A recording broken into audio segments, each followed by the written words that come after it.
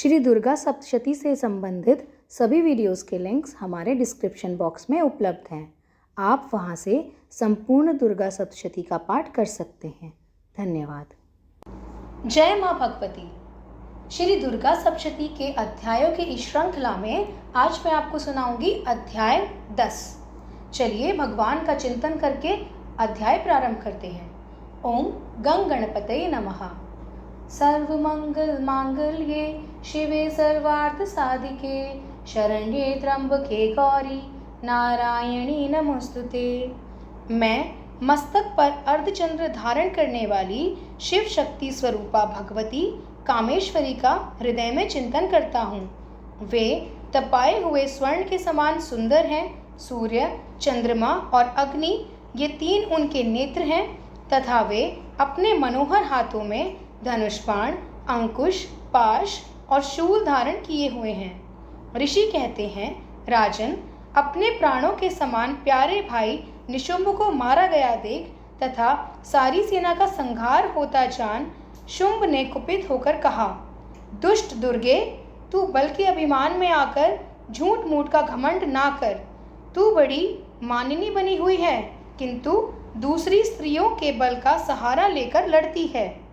देवी बोली, ओ दुष्ट, मैं अकेली ही हूँ। इस संसार में मेरे सिवा दूसरी कौन है? देख, वे मेरी ही विभूतियाँ हैं, अतः मुझ में ही प्रवेश कर रही हैं। तदंतर ब्रह्माणी आदि समस्त देवियाँ अंबिका देवी के शरीर में लीन हो गईं। उस समय केवल अंबिका देवी ही रह गई।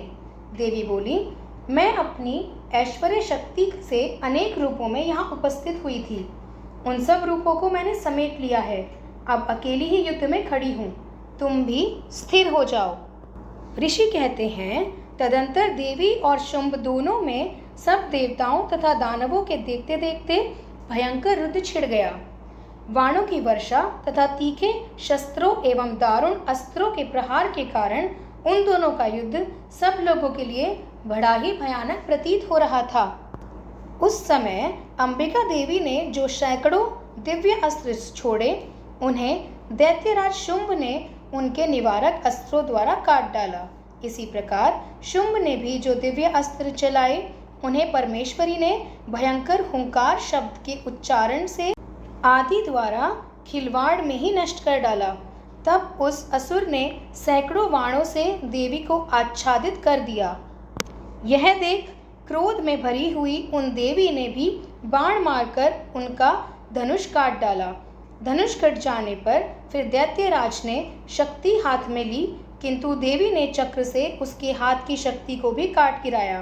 तत्पश्चात दैत्यों के स्वामी शुंभ ने चांद वाली चमकती हुई ढाल और तलवार हाथ में ले उस समय देवी पर धावा किया। उसके आते ही चंडिका ने अपने धनुष से छोड़े हुए तीखे बाणों द्वारा उसकी सूर्य किरणों के समान उज्ज्वल ढाल और तलवार को तुरंत ही काट दिया। फिर उस दैत्य के घोड़े और सारथी मार गिराए। धनुष तो पहले ही कट चुका था, अब उसे अंबिका को मारने के लिए उद्यत हो भयंकर मृगत हाथ में ले लिया। उसे आते देख देवी ने अपने तीक्ष्ण बाणों से उसका मुद्गर भी काट डाला। तिस पर भी वह असुर मुक्का तान कर बड़े वेग से देवी की ओर झपटा। उस दैत्यराज ने देवी की छाती में मुक्का मारा। तब उस देवी ने भी उसकी छाती में एक चांटा जड़ दिया। देवी का थप्पड़ खाकर दैत्यराज शुंभ पृथ्वी पर गिर पड़ा, किंतु पुनः सहसा पूर्ववत उठकर खड़ा हो गया। फिर वह उछलता हुआ देवी की ओर ऊपर जाकर आकाश में खड़ा हो गया। तब चंडिका आकाश में भी बिना किसी आधार के ही शुंभ के साथ युद्ध करने लगी। उस समय दैत्य और चंडिका आकाश में एक दूसरे से लड़ने लगे। उनका वह युद्ध पहले सिद्ध और मुनियों को विस्मय में डालने वाला हुआ। फिर अंबिका ने शुंभ के साथ बहुत देर तक युद्ध करने के पश्चात उसे उठाकर घुमाया और पृथ्वी पर पटक दिया। पटके जाने पर पृथ्वी पर अनेक बाद वह दुष्ट आत्मा दैत्य पुनः चंडिका का वध करने के लिए उनकी ओर बड़े वेग से दौड़ा। तब समस्त दैत्यों के राजा शुंभ को अपनी ओर आता देख देवी ने त्रिशूल से उसकी छाती अभेद कर उसे पृथ्वी पर गिरा दिया। देवी के शूल की धार से घायल होने पर उसके प्राण पखेरु उड़ गए और वह समुद्रों, द्वीपों तथा पर्वतों सहित समूची पृथ्वी को कांपता हुआ भूमि पर गिर पड़ा। तदंतर उसके दुरात्मा के मारे जाने पर संपूर्ण जगत प्रसन्न व पूर्ण स्वस्थ हो गया तथा आकाश स्वच्छ दिखाई देने लगा।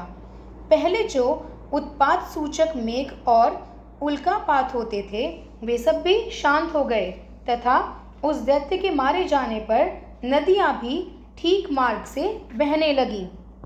उस समय शुंभ की मृत्यु के बाद संपूर्ण देवताओं का हृदय हर्ष से भर गया और गंधर्वगण भी मधुर गीत गाने लगे। दूसरे गंधर्व बाजे बजाने लगे और अप्सराएं नाचने लगी। पवित्र वायु बहने लगी, सूर्य की प्रभा उत्तम हो गई, अग्निशाला की बुझी हुई आग अपने आप प्रज्वलित हो उठी तथा संपूर्ण दिशाओं के भयंकर शब्द शांत हो गए। इस प्रकार श्री मार्कंडेय पुराण में सावर्णिक मनवंतर की कथा के अंतर्गत देवी महात्म्य के शुंभ निशुंभ नामक 10वां अध्याय पूर्ण हुआ। हे माँ, यह अध्याय आपके चरणों में समर्पित है, कृपया आप इसे ग्रहण करें। जय माता दी।